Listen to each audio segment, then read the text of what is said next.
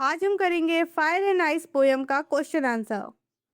Question first, there are many ideas about how the world will end. दुनिया खत्म होने के बहुत सारे तरीके हैं।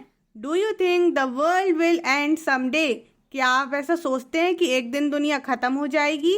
Have you ever thought what would happen if the sun got so hot that it worst और grows colder and colder? क्या आपने कभी सोचा है कि अगर सूरज एक दिन इतना गर्म हो जाए कि फट जाए या ठंड होकर जम जाए तो क्या होगा?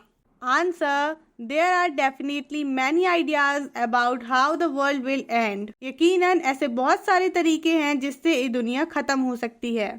I do believe that the world will end someday as everything that has a beginning will have an end। मेरा मानना है कि दुनिया एक दिन खत्म हो जाएगी, क्योंकि जिस चीज की शुरुआत होती है उसका अंत भी होता है। This stand true for the world also। ये बात दुनिया के लिए भी सच है। If the sun gets so hot that it bursts, there will be fire everywhere and it would lead to destruction of earth। अगर सूरज इतना गर्म हो जाए कि फट जाए तो हर जगह आग लगने के कारण दुनिया खत्म हो जाएगी। And if it grows colder, there will be ice everywhere on earth and life in any form would not be able to sustain in such low temperature। अगर ठंड बढ़ती है तो अर्थ पे हर जगह बर्फ ही बर्फ होगा, जिससे कोई भी लाइफ फॉर्म सरवाइव नहीं कर पाएगी इतने लो टेम्परेचर पे।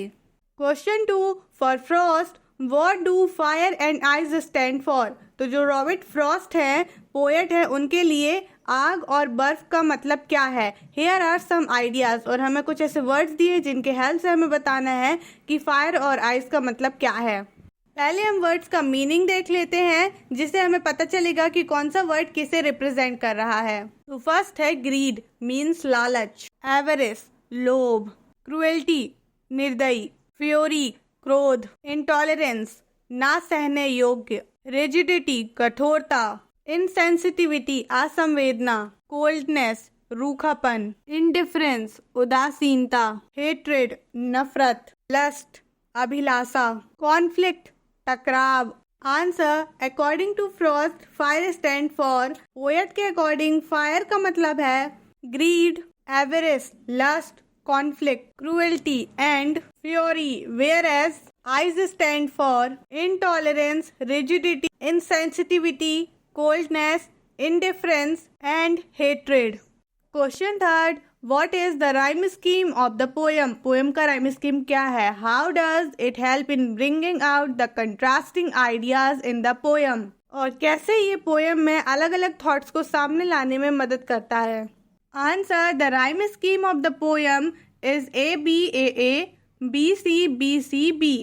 The poet has used the rhyming scheme beautifully to bring out the contrasting idea of fire and ice in poem। Poet ने फायर और आइस के अलग अलग थॉट्स को सामने लाने के लिए राइमिंग स्कीम का बहुत ही अच्छे तरीके से यूज किया है।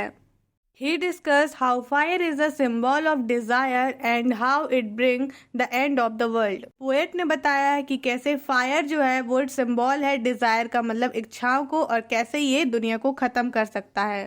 Poet also refers to ice for people to become cold and uncaring towards one another। Poet ने आइस को रिफर किया है उन लोगों के लिए जो कोल्ड और अनकेयरिंग बिहेवियर रखते हैं एक दूसरे के लिए। क्वेश्चन आंसर हमारा कंप्लीट हो चुका है। इस पोएम का एक्सप्लेनेशन और इम्पोर्टेंट MCQs के वीडियो लिंक आपको डिस्क्रिप्शन में मिल जाएगा। So thank you for watching. Do like, subscribe and share.